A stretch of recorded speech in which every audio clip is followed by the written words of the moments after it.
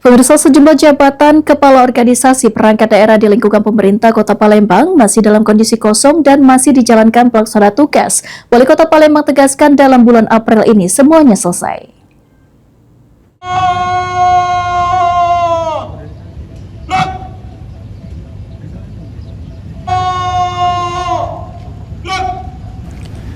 Sejumlah jabatan kepala organisasi perangkat daerah di lingkungan pemerintah Kota Palembang masih dalam kondisi kosong cukup lama.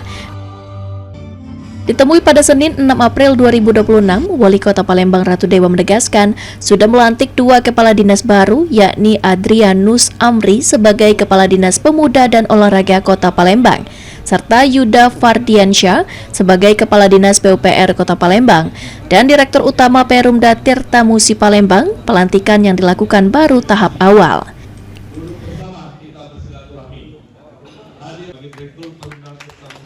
Sementara untuk OPD yang belum memiliki pimpinan definitif, saat ini pemerintah Kota Palembang masih menunggu pertek dari BKN, dan jika belum juga dikeluarkan, maka pemerintah Kota Palembang akan segera melakukan pelantikan kepala OPD termasuk pejabat administrator seperti kepala bagian, camat, dan lurah di bulan April 2026 ini.